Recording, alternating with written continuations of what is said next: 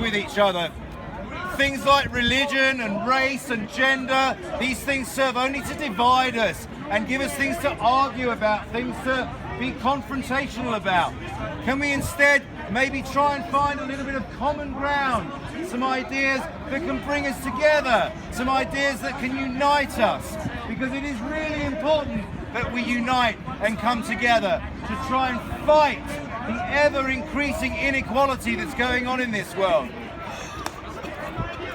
Our system of government and finance is simply not sustainable. It is not equitable. It is not sensible.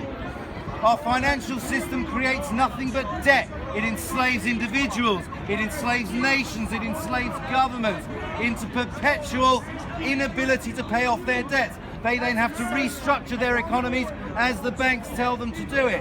Political systems are creating leaders who are ever more extreme, ever more divisive. Look at Trump, look at Le Pen. The rate of inequality is increasing exponentially. Though you would have heard in January of this year, there was an article in the papers about how the richest 8 people in this world, 8 people, the richest 8 people have the same wealth as the poorest 3.7 billion people. 3.7 billion people here, 8 people here. They have the same amount of wealth. How can this be right? It's insane. Many ways that this is perpetuated. Our educational system does not prepare us to be challenging of our governments. We just listen and do as we're told. We are dumbed down to the point where our minds have become fertile soil for the myths that marketers and advertisers and propagandists plant in there. Wars are fought for blatant reasons of acquisition of resources. We go to Iraq because we want the oil. We go to Afghanistan because we want their lithium and because we want to lay pipelines there.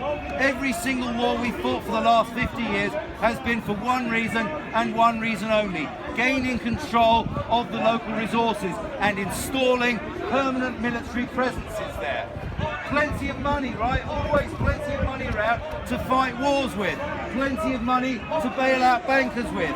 Plenty of money to refurbish our Trident missile system. Plenty of money for stupid high-speed 2 rail linkages. And yet, no money for toilet paper or pencils in our schools. No money to keep accident and emergency wards open. Consumerism and credit are completely out of control.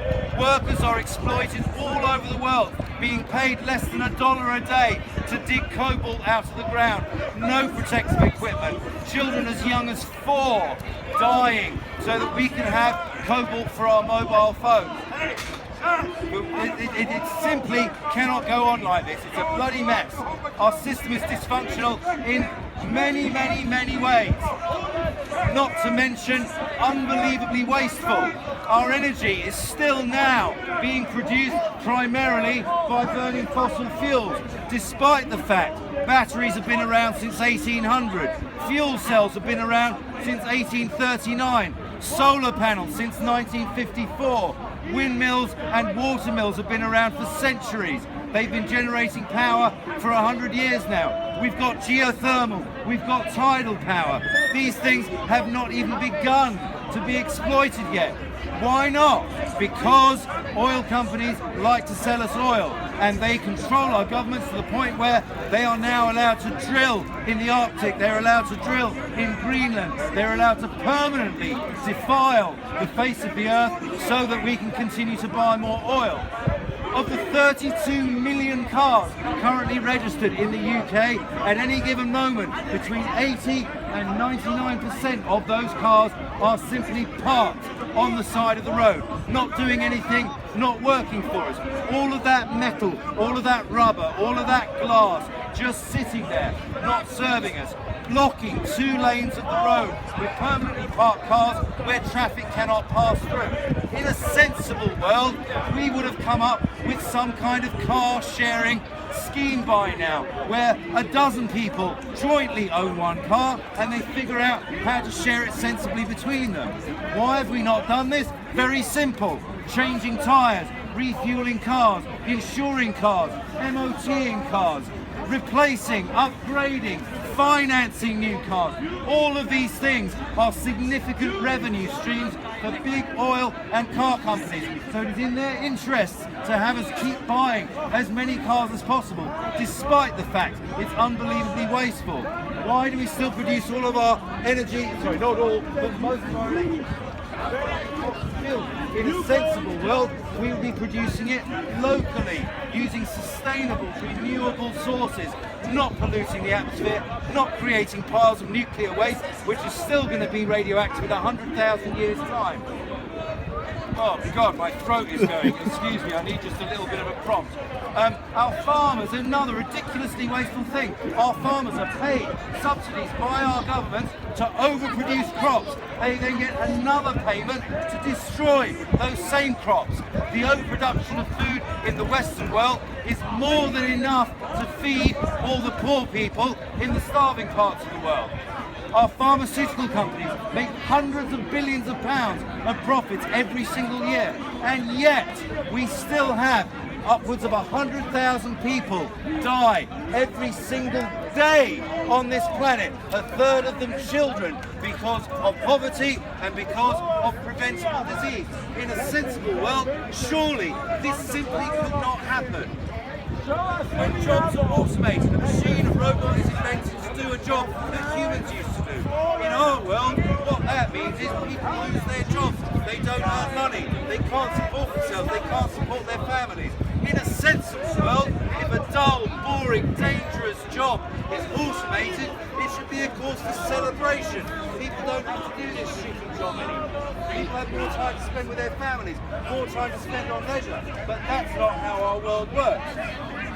Our educational system is unchanged for 150 years. Our educational system is designed to train people to work in factories, to do those very dull, repetitive jobs that are now being automated. In the modern world, an education system should be teaching people to be creative thinkers, to be innovators, to collaborate and cooperate with each other, to come up with creative solutions to problems, rather than teaching them a bunch of dull, pointless facts which they can look up on the internet and then examining them on their ability to regurgitate those facts, and if they do a good job, they get rewarded with an A. This is not a sensible way to run an educational system. But then we do not live in a sensible world, do we? In our world, children are more concerned with outcomes than they are with learning anything.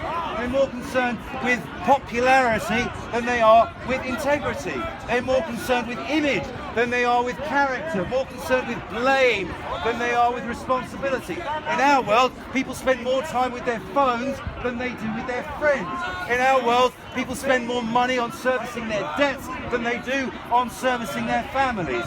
In our world, 70% of arable land is given over to growing feed for cattle rather than growing food for people. We overproduce grain, our government then pay subsidies to companies to chop down the rainforest to make room for cattle. Those cattle are then fed on grain which has been transported thousands of miles over to them. We overproduce the beef, too much beef. What do we then do with it? We grind up the beef and feed it back to the next generation of cows. That is where the BSE crisis came from. This is insanity. This is madness. So what are we supposed to do? What are we, the people, supposed to do when our systems no longer serve us and the whole financial and political system has been rigged to serve only those very, very few that exist at the top? What are we supposed to do? How can we change the world? Well, it's not an easy one, but it has to begin at grassroots level. It has to begin with us. The 200 or 300 million people at the top who are currently running things, they have no interest in changing anything. Everything's great as far as they're concerned. The 4 or 5 billion people at the bottom of the ladder, well, they're just living hand to mouth. They're just doing everything they can day to day to survive. So it's up to us. It's the middle class in the rich countries. We are the ones who are going to have to change things. How do we do that? By putting to one side all of this bullshit here, arguing about whose God is better, whether you're red or blue, whether you're a Liverpool supporter or an Everton supporter. This is madness. We need to find common ground. We need to find ways in which we can unite things that we agree on.